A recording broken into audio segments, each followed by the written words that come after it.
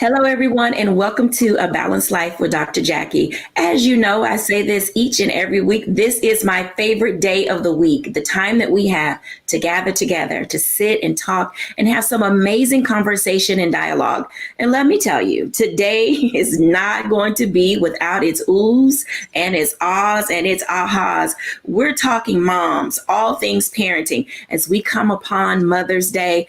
You know, I really do think about and cherish the relationship that I had with my mom. And I know, get your tissue, grab them. It's going to be a teary-eyed day for some of us. But, you know, in other moments, we'll just sit and talk and laugh because there's so many different kinds of moms. They're tiger moms. They're helicopter moms. There's will you stay out of my business moms. There's the you're too busy mom. There are just so many kinds of moms. And of course, we're going to celebrate those women in our spaces, our grandmothers, our aunties, our cousins, all of these women who are our surrogate moms. And oh, how we love them and the role that they play in each of our lives. So sit back, get ready for today's show on A Balanced Life as we talk about all things mommies.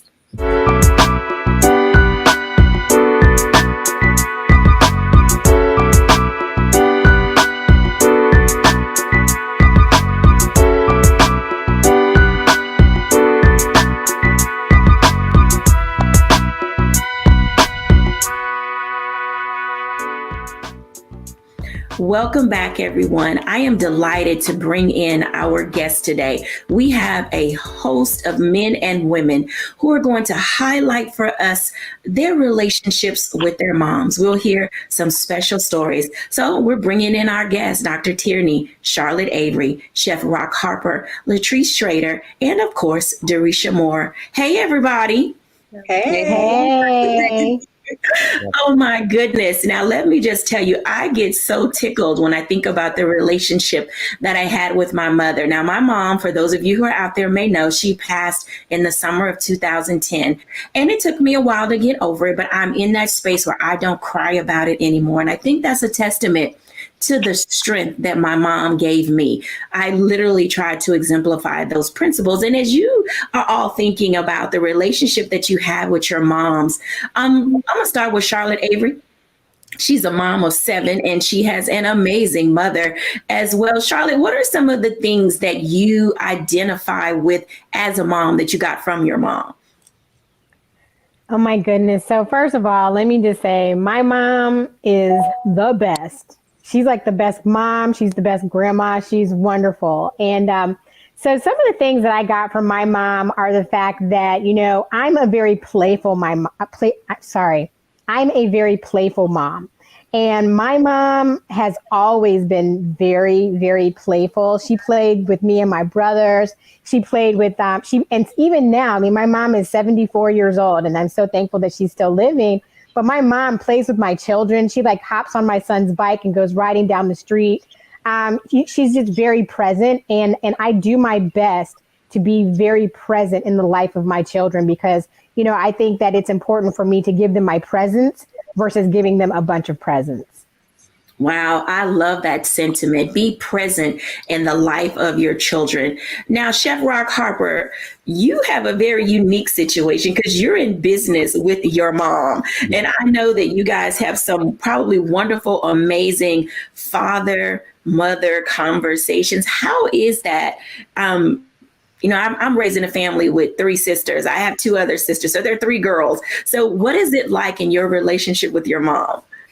Well, it's a beautiful one at the end of the day. You know, it is not without its challenges, obviously. But my mother always raised us to be accepting of the moment, right? Which comes in really handy in the restaurant business where, you know, it is what it is, what she always says. So that's a meditation or a mantra in accept it for what it is and figure out what we're going to do next. And we sort of lived our lives that way, that we have these cards and let's figure out how to play them. And she's obvious. This might be a little obvious, but she really nurtured my love of food at a very young age, not just the chef side, but just appreciating different cultures and trying different things. So we have a great relationship that still continues to this day. That's outstanding. And I know that for those of you out there who, are raising boys, Chef Rock Harper just said something who was extremely amazing in a sense that he said at the end of the day, which means there's a whole lot of stuff that goes on in the course of all of our days. But at the end of the day, the love, the nurture, the relationship, the caring, that's what we take away from that relationship. Hey, Dr. Tierney, how are you doing? I am doing wonderful, Dr. Jackie. So what kind of characteristic do you have that you believe you got from your mom? All of them.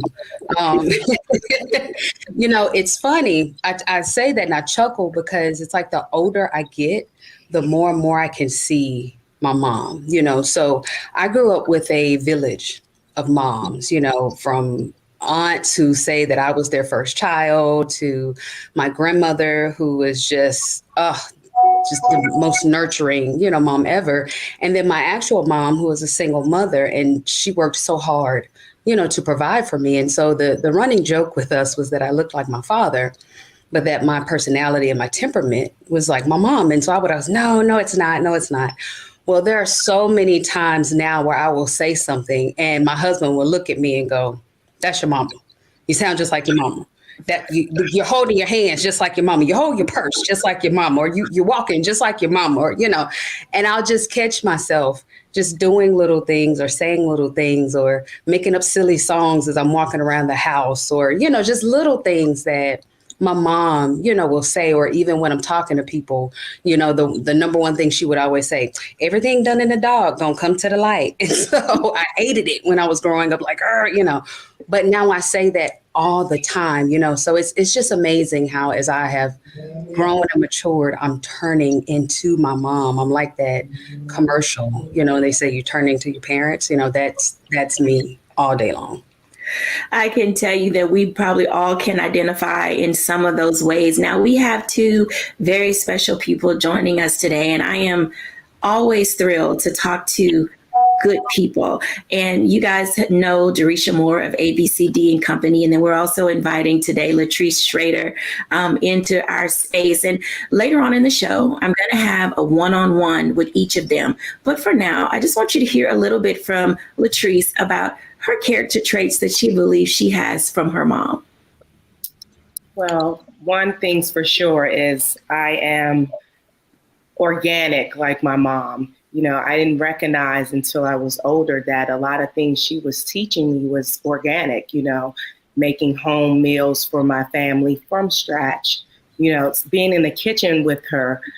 One of the biggest tools or the things that she exposed me to and implanted in me was being a Christian. And that has gauged how I navigate life. And it's been very, helpful with my kids and how I raised them up. But I am my mom because I'm a hustler. She was a hustler. She wouldn't be broke. If there was a picture she could take off the wall to sell it to make some money, she would. She had us hustling and she taught us how to hustle so early on.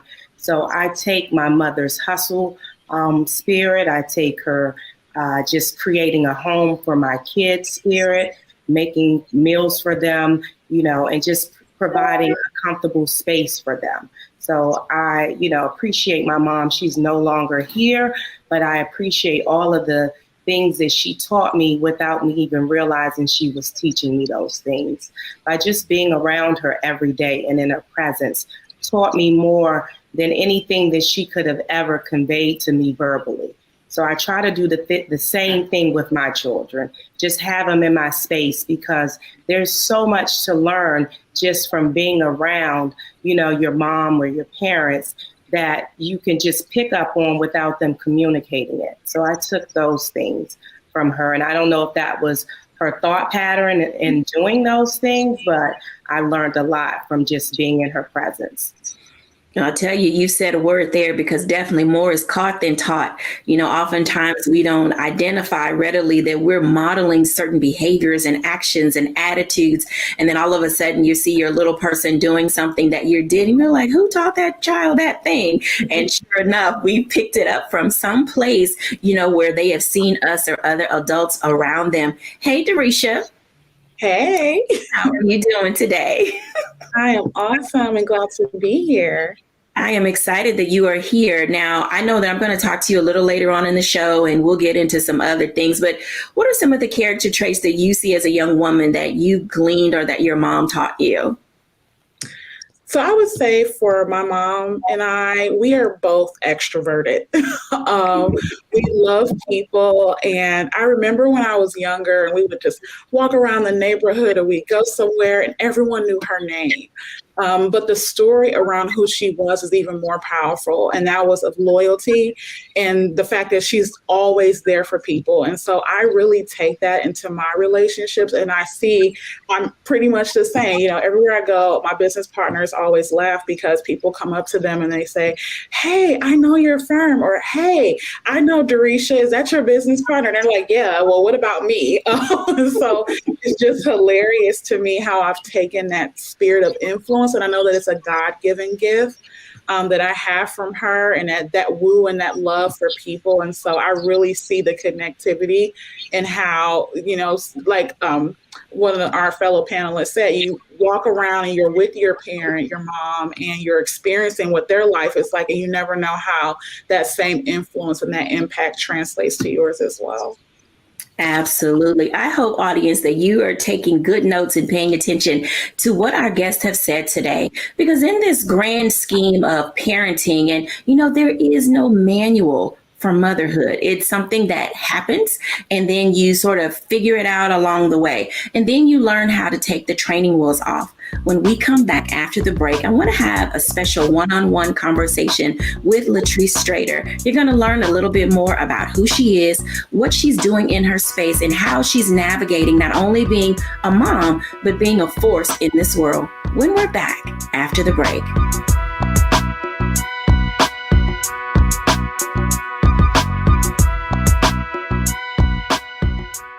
Don't you think it's time to get wealthy? I'm Deborah Owens, America's Wealth Coach, and my new show on the Black Star Network focuses on the things your financial advisor or bank isn't telling you. So watch Get Wealthy on the Black Star Network.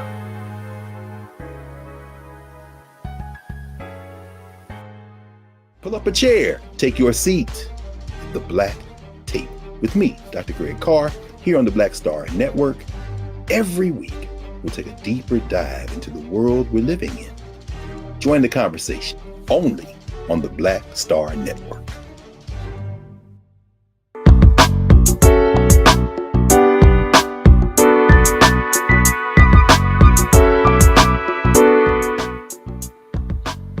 Welcome back, everyone, to A Balanced Life with Dr. Jacquie. I'm excited to have this one-on-one now with Latrice Strader.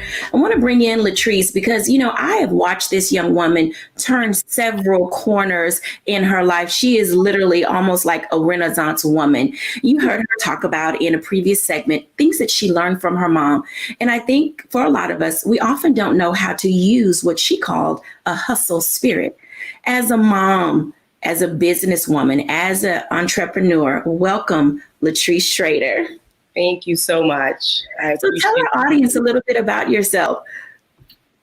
Well, I am Latrice, as she introduced. I am a hairstylist.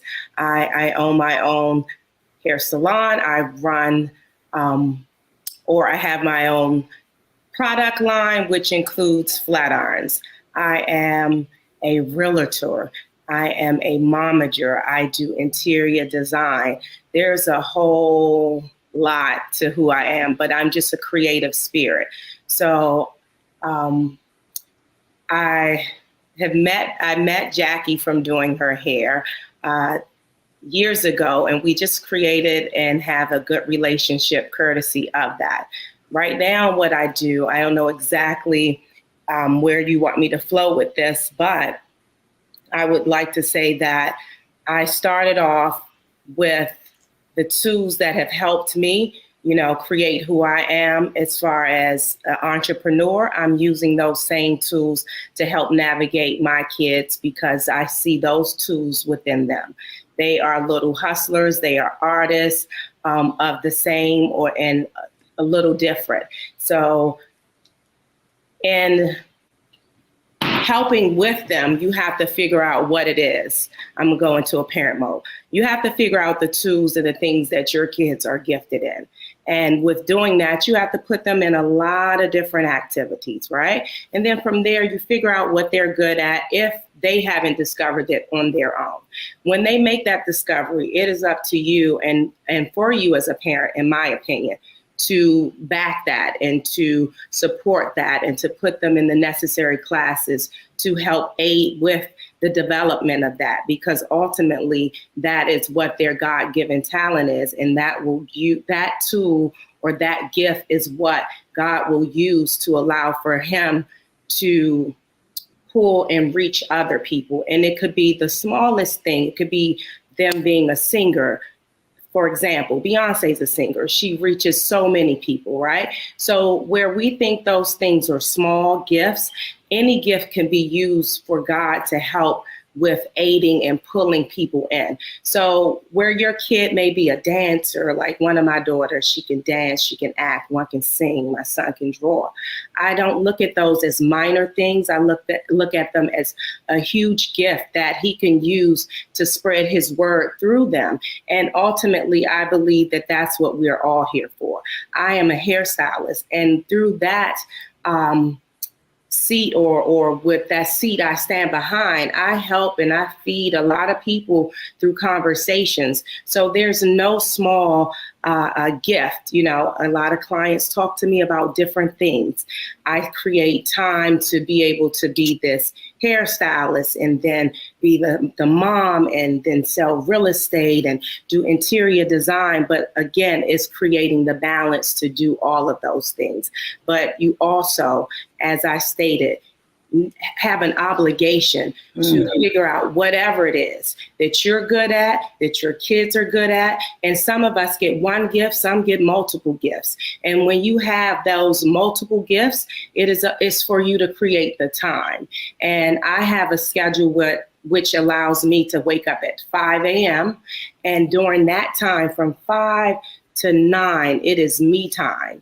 It is for me to fuel me, for me to continue to educate me, for me to read and get my workout in and do all of the things I need to do before I press play, to be the mom, to be the hairstylist, to be the real estate agent, to do the interior design stuff. So there is enough time. You just have to create a schedule to do these things.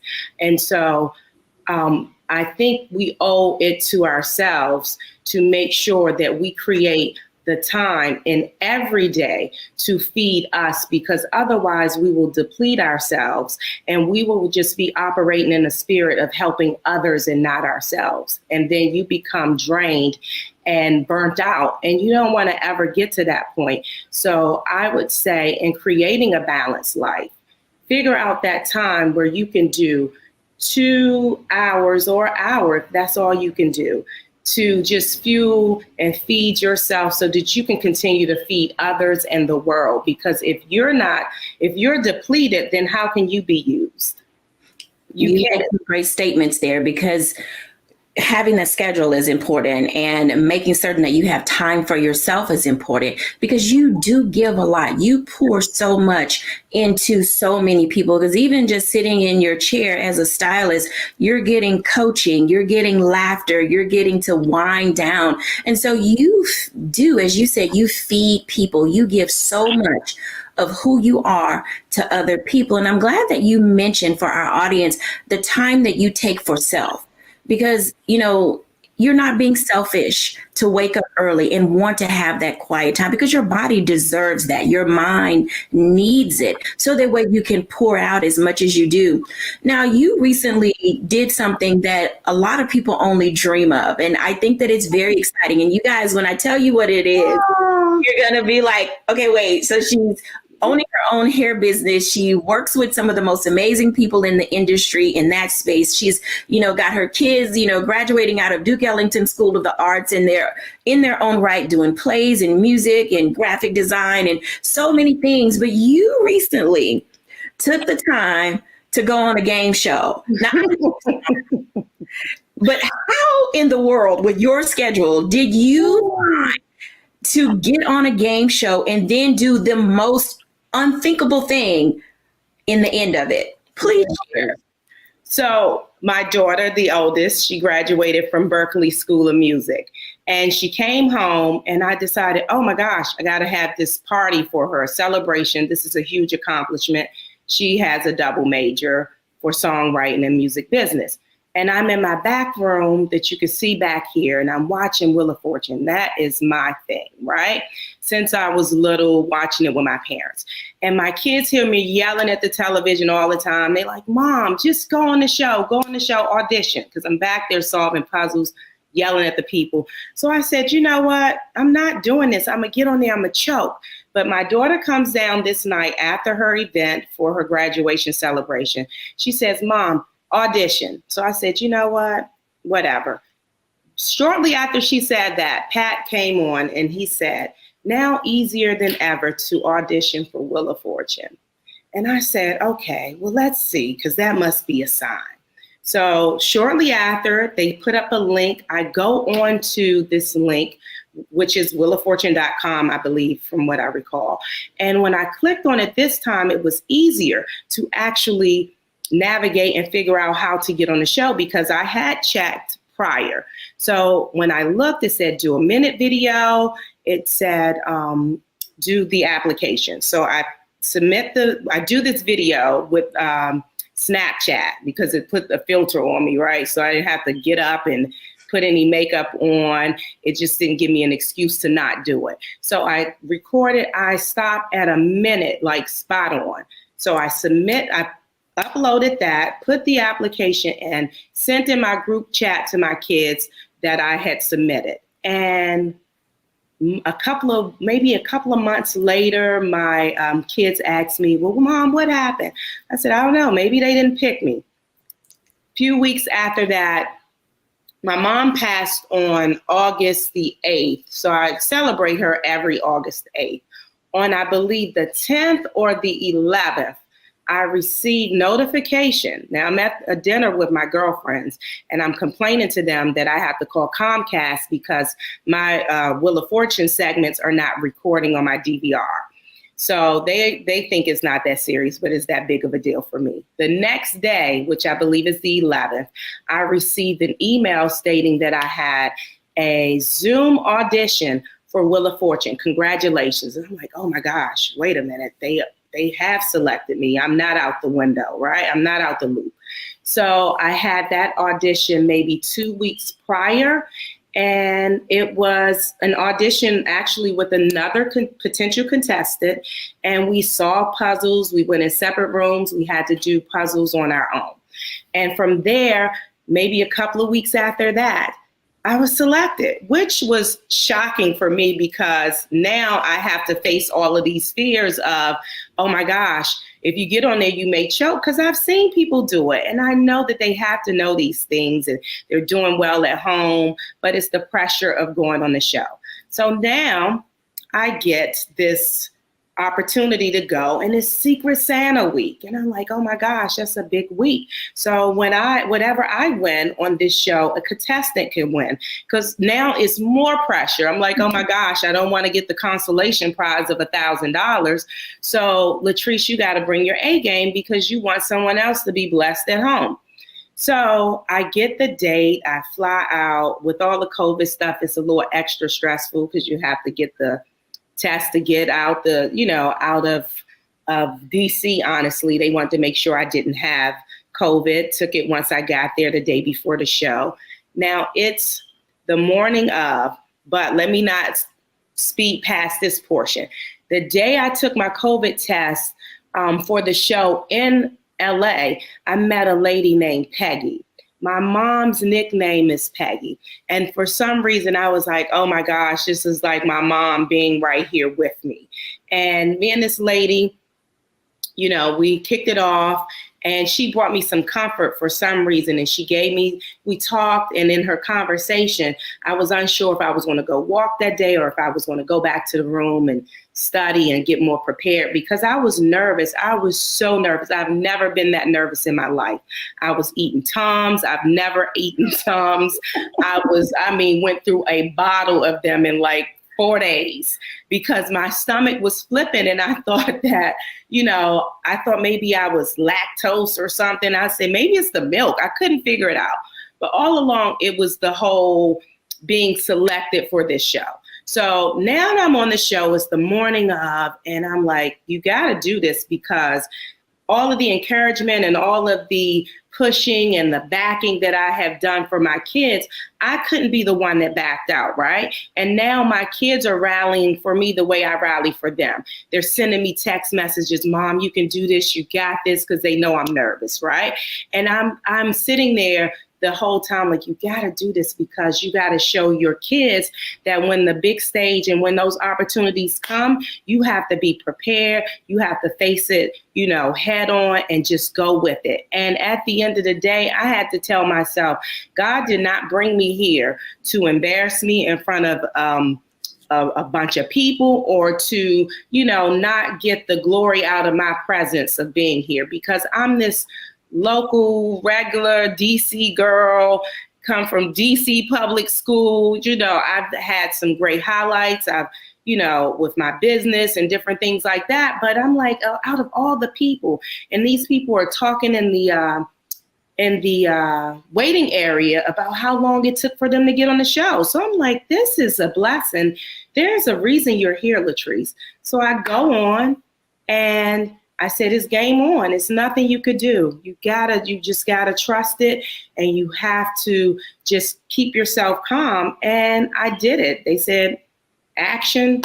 And I started getting comfortable, and I was, did a couple of toss-ups and solved the first 2. And then it's time to spin, and I bankrupt 3 times, which is throwing me off. So, and I'm so competitive. So now I have to still stay in faith, because I have to know that I already see myself in the winner's round. So in order for you to get there, you have to continue to pursue at a level of, I know that I'm supposed to be at the bonus round. And I kept going and kept going. And here we come. Here's the prize puzzle. And I land on the Express, which was the game changer, because now I don't have to touch the wheel at all, because the wheel is not my friend today, because I have 3 bankruptcies. And I totaled up maybe an extra $13,000 just for the letters and solving. And then I won the prize to Disney, a Disney vacation, which took that one round up to, I believe, about almost $20,000, which put me in the winner's seat, essentially. And so for someone to catch me, it could happen, but it was kind of unlikely, but I've seen it happen before. Now I get to the next puzzle. I do the pop-up. I'm really confident now. Now the other 2 come, the other young lady, she solves those. And here's the puzzle right before the bonus round. And I get there, and I have all the letters in front of me. This is being overconfident. And I read the puzzle, and I read it wrong. I have like every letter in the puzzle except for one. And I read it wrong. But that had to happen to me so that I can calm down. And when I got to the bonus round, this is how I knew it was all orchestrated by God. Prior that morning, the show starts prepping at around 7 a.m. I was speaking with someone in the audience. I don't know who it was, but I said, this is like the Super Bowl. I said, the kicker can kick the field goal for a regular game very easily. It's a no-brainer. I said, but when the Super Bowl takes place, that same 20-yard kick is very, very tough. I said, this is like me kicking the field goal. I kid you not. My bonus puzzle solve is kicking a field goal. I couldn't believe it. So is this like the final round where you are winning everything? I've won everything. I'm going to the final round. My choice is fun and games. So tell us how this ends. as we prepare to wrap up this segment? What happens? I know the audience is waiting. They want to know. They haven't seen the show. You haven't told anything. So I get to the bonus round and I win $39,000 for this one puzzle. And you couple that with what I've already won, and I've won a total of $62,000. I think $399. I kicked the field goal and I won the entire show. And I was the first person to win the show for the entire day. It was 2 shows taped prior to me. So I was the first person to win everything. That's super exciting. I love the way that you've given us this story. As we prepare to go into our break, you not only won for yourself, but your tenacity and your determination and your understanding of puzzles also allowed you to win for someone else. And I think that a part of being an adult, being a mom, being a person who values life of other people, as you stated before, it gave you that extra push and that tenacity to say, I'm not just doing this for myself, but I get to bring another winner along with me so they can also have a gain. You know, Latrice, thank you so much for sharing your story. When we come back after the break, we're going to talk a little bit more about what it looks like to have people in your corner who will gauge you, guide you, and give you what you need, even when you're uncertain that you can make it. When we come back, we're going to talk for a little bit to Derisha Moore after the break.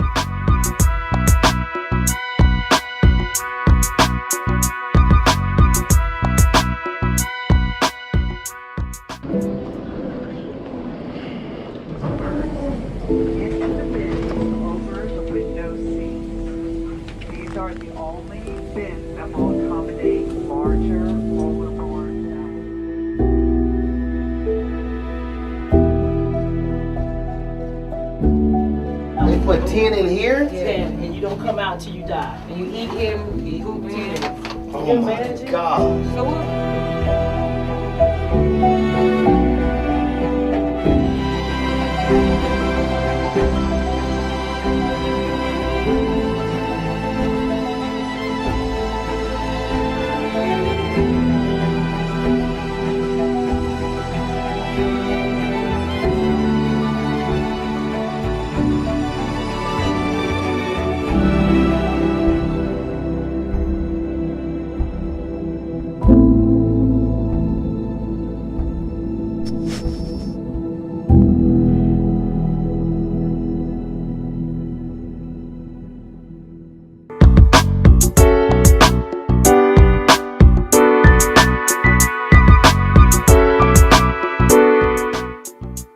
Welcome back, everyone. I'm excited about this next segment that we're going to do because oftentimes people want to judge you about where you come from, about who your parents are and where you were raised. But we have a young lady that we're going to talk to now who has defied all the odds. I'm excited to talk to our friend, our frequent guest, Derisha Moore. Hi, Derisha. Hey, hey. Let me just say, I'm very comfortable with the fact that you are comfortable with the questions that I'm going to ask you. Yep. Because you have a story that many people would have counted you out simply because of who your mom is. So I just want you to share a little bit about your mom and your background and highlight the amazing trajectory that God put your life on in spite of your past and your upbringing. Yes, absolutely. I'm proud to share. I believe that every part and pebble in our life's journey really transforms our thinking and most importantly, catapult us into our purpose. So as it pertains to my life story, I am born and raised in Cleveland, Ohio, inner city. I know every time I talk about Cleveland, some way, somehow Bone Thugs and Harmony comes up. And that's a very small part of Cleveland, but it is a relevant part to my story as I grew up on 93rd and St. Clair, which was only a couple blocks away. But what I wanted to share about my mom in particular is that she did not have a college education. She graduated from high school. She tried college and ended up pregnant with me. And there began her journey as a mom. And so as any mother, a single mother at that, the sacrifices that are associated with that journey, of course, she experienced, and by nature, I experienced as well. And so going into public school, and one of the things that I can say that even though I went to a Title I school, my teachers, most of them were actually Delta women. They were so influential in my journey and really building that community and that tribe and that village that Jackie talked about earlier. But this was a part of my journey, and my mom having to prioritize working and providing for myself and my sister and I, rather than be super, super present in what was happening to me in school and what was happening to me even socially and in terms of like my development and how I was growing as a young lady. And so that's a small piece, but I say all that to say, on the flip side of things, I am living in Northern Virginia. A lot of the youth that I work with, our lived experiences are the polar opposite. They come from two-parent households. They come from parents who are college educated, and that was not my reality. But my mom, she made the necessary sacrifices for me to be here. And I think one of the things that really is powerful is that she allowed, within reason, and people that she trusted, surrogate moms, aunties. My aunts played a huge role in my life. I come from a background of very strong women, my grandmother. And so although my mom could not always be present, there was always someone there to be there and support me along the way. Support is extremely important when you're growing up in the inner city. And I know that our audience will be like, that's not so unique. You know, we all have something in our past or in our background, but it's those unique challenges that, you know, we always talk about this nurture versus nature. And so when we talk about these things, oftentimes your environment can be the hindrance to your progress. Can you speak to our audience, to those parents who are raising children in less than comfortable situations, who can say, you know, Theresia, you're a Gates Millennial Scholar. Now, coming out of inner city Cleveland, people are like, how in the world did this young woman, you know, from that side of the track, if you will, get into a space of being able to be academically sound, professionally developed? How do you balance the nurture versus nature aspects of your life? Ooh, that's a deep question. It's a deep question because the nature, the genetic sides of things can totally sometimes be barriers, so you think. You know, being in an environment where I am a first generation college student, being in an environment where I did see the crime, I did see the drugs, I did see the violence, that combination of the nature and just genetically what you're engaged with on a day-to-day basis, and then what you're around and what is nurturing you, because, you know, regardless of how much sometimes parents try to protect the very nature or nurture of an environment can have an adverse effect. But I'm grateful, because one of the things that I will say is that balance approach was knowing that allowing others to mother my child, I'm speaking, you know, in the language of my mom, allowing others to step in doesn't take anything from me. I think a lot of times as parents, there is this protectiveness in it, as it should be. And I will say, I do not have any children. I aspire to be a mother, but what I see even as a mentor, and I'm speaking, I think, from that lens, is that there is oftentimes this tension with, you know, at the end of the day, I'm their parent. And it's, what can I bring my children that is comprehensive, that is holistic, that regardless of where they come from, regardless of what their environment is like, they're going to be positioned to walk in purpose and be the best that they can be. And that was my lived experiences. No matter what the sacrifices were for my mom, what really separated me is her value and appreciation for those surrogate mothers, and recognizing that having the aunties and the big cousins and those other women who came in to mother and smother did not take anything from her. And I would say that no, the education system should not be responsible for rearing your children, but there is a partnership that has to happen for the betterment and for the best of your child. And she leaned into that too. All of my teachers, my second grade teacher is my Facebook friend. And she just comments on my posts, and she's so excited that she could be a part of my journey. And my story wasn't always that I was this brilliant, intelligent, respectful young lady. I went through a journey, a very rough journey. I was angry at periods of my life. I was frustrated at periods of my life, even envious. And I couldn't understand why God allowed me to experience such a different reality that even I experience now, and having to reconcile with that in my adulthood has been a journey. And it's been a journey that I've experienced with Jackie, and she's just been amazing, a part of that surrogate mom community in terms of helping me see what I really need. And I think those lived experience, even for her, for Jackie, is different than my mom, obviously. So I say all that to say that it's remembering that village is important. And just because you are biologically the parent, it does not take anything away to build, of course, a safe but comprehensive community that fills in the gaps.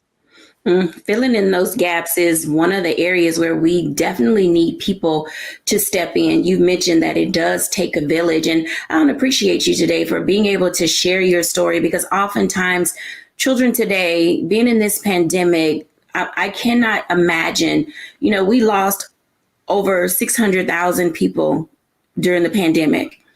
And with that being said, there are a host of children who are left motherless, fatherless, auntless, cousinless, grandmotherless. And so it takes all of us to come into this space now to have a desire to want to walk alongside another person.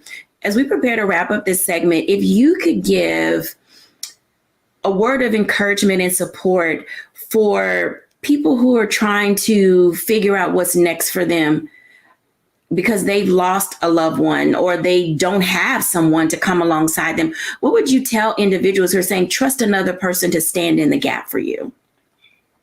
Wow, I feel such a weight of responsibility answering that question. I will say this. I have learned, even in my professional career as a marketer, that empathy is important, right? There's some lived experiences that I have, and there's some that I don't. Fortunately, God allowed every single person who I've been on this journey with to still be here post-pandemic. But what I will say for those who don't have that reality is to process and deal with the grief and the loss of losing that trusted guidance and that light that was there for you. But also identify what it is that you really need and start to open yourself up to the possibility of what that could look like as you grow and you emerge. Because one thing I do know, and not to make this a ministry moment, but I do believe that God is always preparing you for your next, and he knows the end from the beginning. And so when you lose someone, although it's painful and although it's rough, he always gives you what you need for the season that you're in. And that has been something that I have experienced, maybe not so much in the loss part, but, we grieve relationships that no longer exist anymore. And so although I have not lost someone physically, there have been seasons where people that I was close to no longer is the case. And so I would say process. Don't be afraid to take that time to really reconcile with what has taken place, but then also open yourself up to the possibility and dig into the self-awareness efforts that are needed to identify what you need and be open to how God sends that and not to replace what was lost, but to help you in that season. Because each season we should grow, we should evolve, we should change. And I believe firmly that whatever it is that you need in that mentorship and that motherhood and whatever that looks like, if it's an aunt, it's a mentor, it's a spiritual mom, whatever is needed, that mother and that smother is waiting to help you in whatever it is that you need in this journey.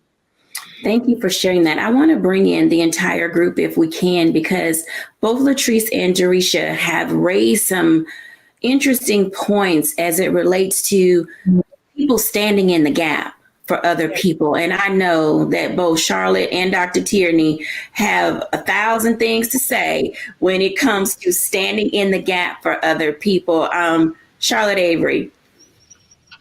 So first of all, I wish I had had a Kleenex or something next to me, because hearing them was just so powerful. Everything that Latrice said, everything that Jerisha said. And one thing that Jerisha said that really, really spoke to me as a woman, but also as a mother, is that, you know, the village is so very, very important.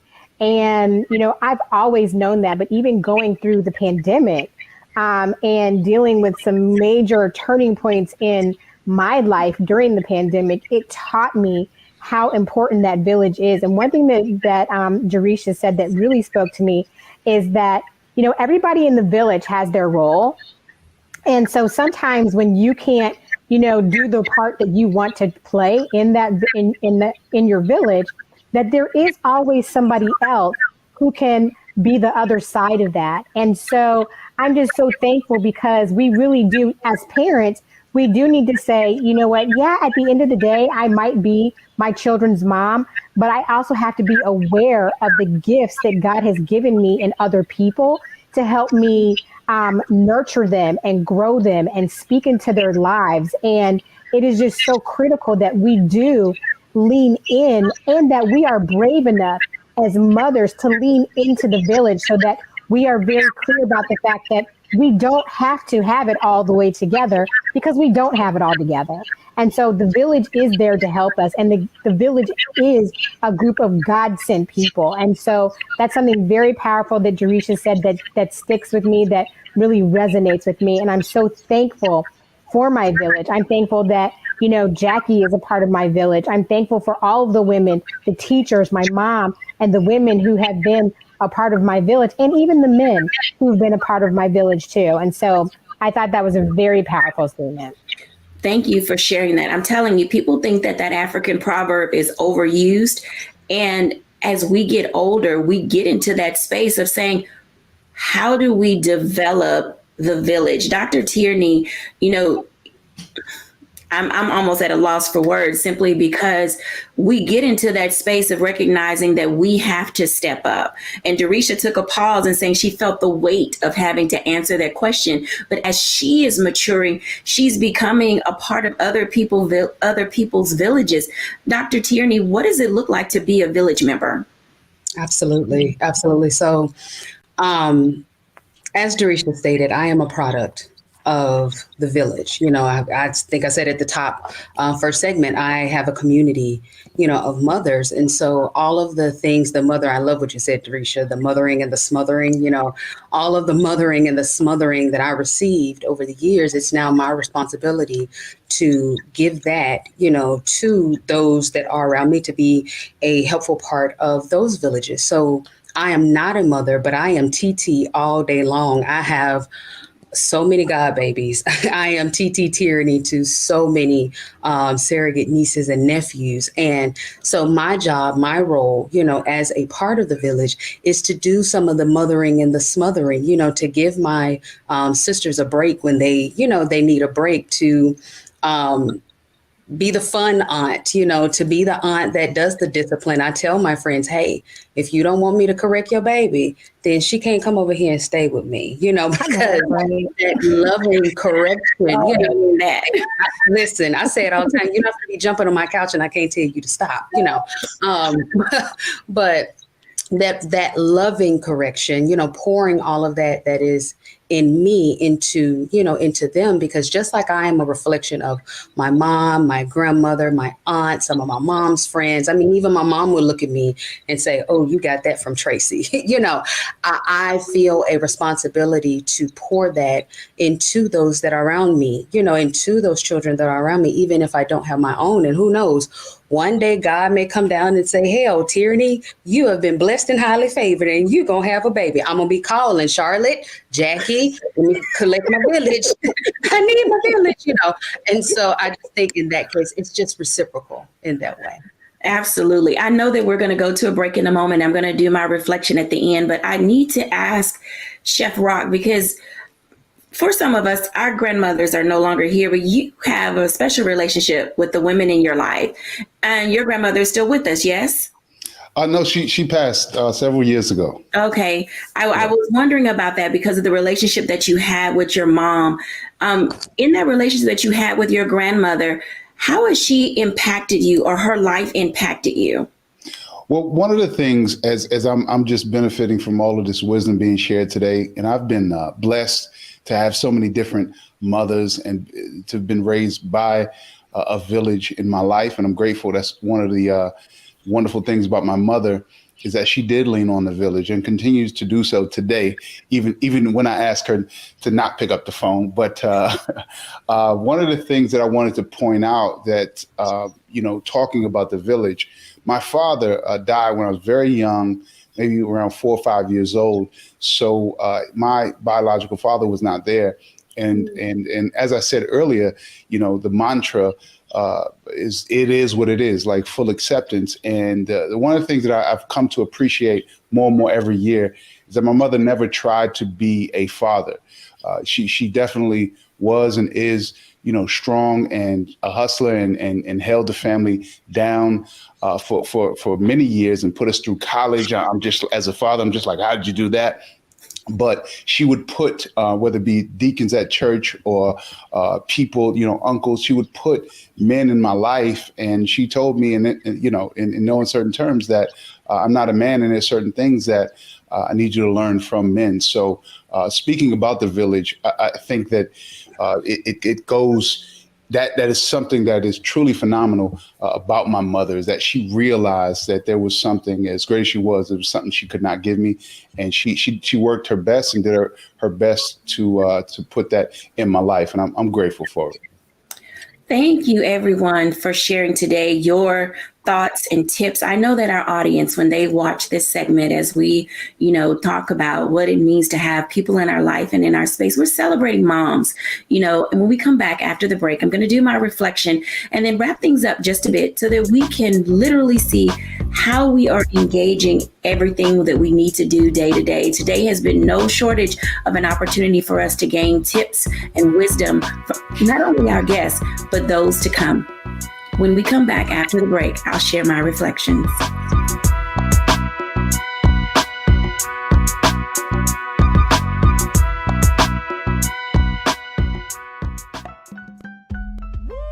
We're all impacted by the culture, whether we know it or not. From politics to music and entertainment, it's a huge part of our lives, and we're going to talk about it every day right here on The Culture with me, Faraji Muhammad, only on the Black Star Network.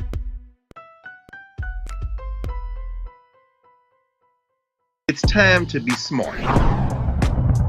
Roland Martin's doing this every day. Oh, no punches! Thank you, Roland Martin, for always giving voice to the issues. Look for Roland Martin in the whirlwind, to quote Marcus Garvey again. The video looks phenomenal, so I'm really excited to see it on my big screen. Support this man, Black Media. He makes sure that our stories are told. See, this difference between Black Star Network and Black-owned media and something like CNN. I got to defer to the brilliance of Dr. Carr and to the brilliance of the Black Star Network. I am rolling with Roland all the way. Honored to be on a show that you own. A black man owns the show. Folks, Black Star Network is here. I'm real revolutionary right now.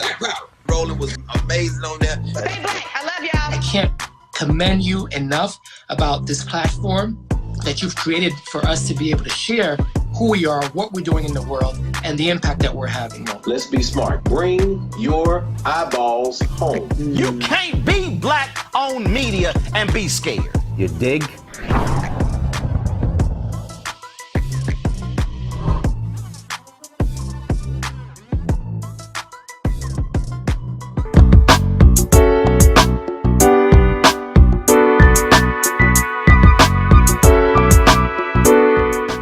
Welcome back, everyone, to A Balanced Life with Dr. Jacquie.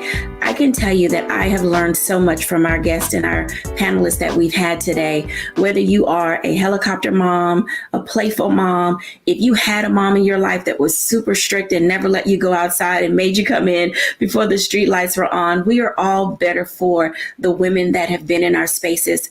Now, if you're thinking about becoming a mom and you're afraid, trust me, each of the persons that you've heard talk today, they had that same type of fear and trepidation, but they began to seek out people in their village who could give them the wisdom, the direction, the guidance that they needed in order to be able to say that they were ready.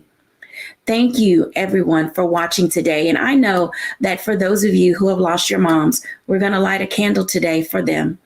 It is in the spirit of motherhood, the spirit of parenting, the spirit of thankfulness and gratitude that we light this candle at the end of our show today for all the moms who have gone, whether they passed away suddenly, whether you lost your mom during this pandemic, whether they had long-term illness and you had an opportunity to prepare. Let me just say, losing a parent is not easy. I'm coming up on 12 years this summer, and some days are definitely better than others. But I am delighted to be able to walk by the mirror each day and see some of my mother's features, to have conversations with people and share from some of her wisdom and mother wit. We honor you today, each of you who are in whatever space that you're in as we approach Mother's Day. We honor you and we honor their light in you. Have a great week, everyone. Enjoy your Mother's Day. Celebrate the way that you can. Peace and love to each of you. Bye now.